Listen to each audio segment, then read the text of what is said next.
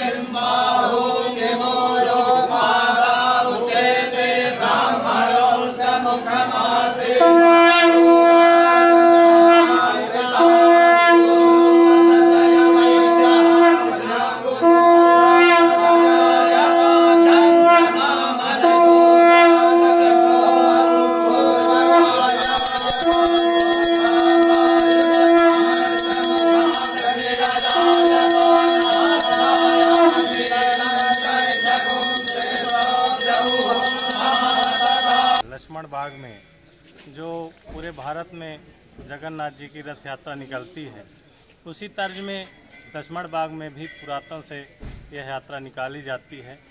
उस पर हम आज पूर्व मंत्री राजेंद्र शुक्ल जी से बात करेंगे, उस पर क्या कहना चाहते हैं।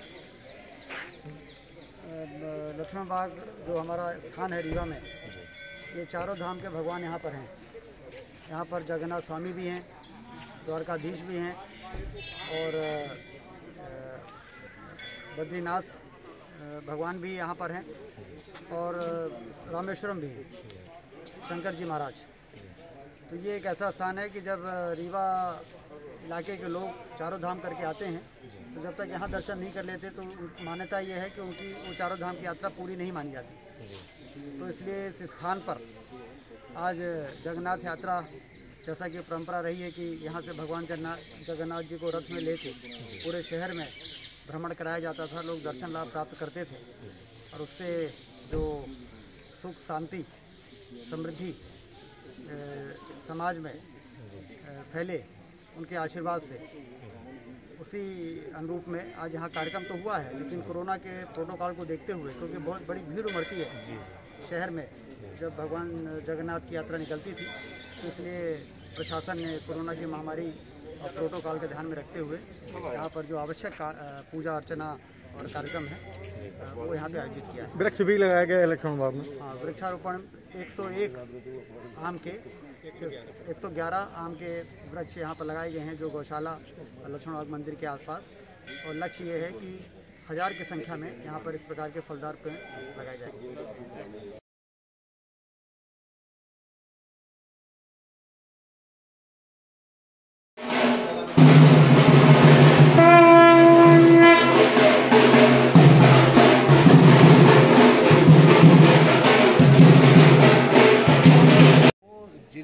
परिस्थिति को देखते हुए, क्षेत्र की परिस्थिति को देखते हुए मुझे लगता है कि प्रशासन ने ये निर्णय लिया है वो सर्वमान्य होना चाहिए। लक्ष्मण बाग स्थित संस्थान में पहुंचकर भगवान के दर्शन कर रहे हैं और यहाँ भक्तों का हुजूम उमड़ा हुआ है। वहीं हम यहाँ के प्रधान पुजारी से बात करेंगे इसके बारे में। पंडित जी, आपका नाम? डॉक्टर दीनानाथ त्रिपाठी। ये है रथ यात्रा कब से निकाली जा रही है यहाँ पर? ये लक्ष्मण बाग संस्थान की स्थापना 1841 में हुई थी और तब से यहाँ के उत्सव और व्यवस्था हमेशा चलती आई रही है। भगवान जगन्नाथ स्वामी को जगन्नाथपुरी से महाराजा रघुराज सिंह जी ने स्वयं ले आकर के यहाँ स्थापना की थी। तभी से ये परंपरा बृहद रूप धारण करके और निरंतर चल रही है। विगत 2 वर्षों से महामारी के कारण, शासन प्रशासन के निर्देशों के कारण यह रथ यात्रा नहीं हो रही है। यह यात्रा बहुत भव्य होती थी और लोग बहुत दर्शन के लिए हुजूम उमड़ता था, परंतु तब भी हम लोग परंपरा को कायम रखते हुए भगवान को दर्शनार्थ मंडप पर रख करके पूजा पाठ करके और सभी को दर्शन दिला रहे हैं और भगवान सबका कल्याण कर रहे हैं। कितने बजे तक आयोजन चालू रहेगा? अभी 3 बजे से अभी 8 बजे रात तक भगवान की आरती, महाआरती होगी और महाआरती के बाद विश्राम करेंगे। अब विश्राम के बाद भगवान। और क्या क्या कार्यक्रम होंगे आज अभी इस आयोजन में? अब अपना सबसे पहले भगवान आज स्वस्थ हुए हैं, उनको महास्नान हुआ। महास्नान के बाद उनकी आरती हुई। आरती श्रृंगार इत्यादि करने के बाद भंडारे का प्रसाद हुआ, भंडारा चल रहा है और पूजा अर्चना जो है आते रहते हैं लोग। पूजा अर्चना चल रही है। पूजा अर्चना के बाद और पाठ भी होगा, पूजा होगी, नित्य पाठ भी होता है। 8 बजे रात तक कार्यक्रम निरंतर चलता है। शासन प्रशासन के कोई यहाँ अधिकारी, कर्मचारी, प्रशासनिक नेता, मंत्री कोई? अभी तो कोई नहीं आए, परंतु सबका वहाँ से निर्देश आता रहता है कैसे काम करना है, ऐसे करना है। वो सब आएंगे 4-5 बजे करीब उनको आना है सबको। और यहाँ पूर्व मंत्री भी आएंगे, कलेक्टर भी आएंगे, कमिश्नर भी आएंगे। उसके उनके निर्देशों के अनुसार ही हम लोग कार्य कर रहे हैं। स्वामी जी, आप भी इस आयोजन में उपस्थित हुए हैं। रघुलानाथ स्वामी के क्या नाम है आपका? हमारा गोकर्ण पाठी श्री रघुलानाथ या पुजारी। आप भी इसमें हर वर्ष आते हैं? कब से आ रहे हैं यहाँ? दर्शन 85 से लेकर अभी तक आए। 85 से।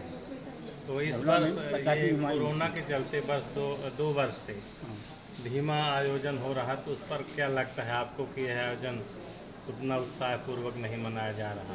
2-3 साल से तो बिल्कुल ही नहीं मनाया गया, बिल्कुल।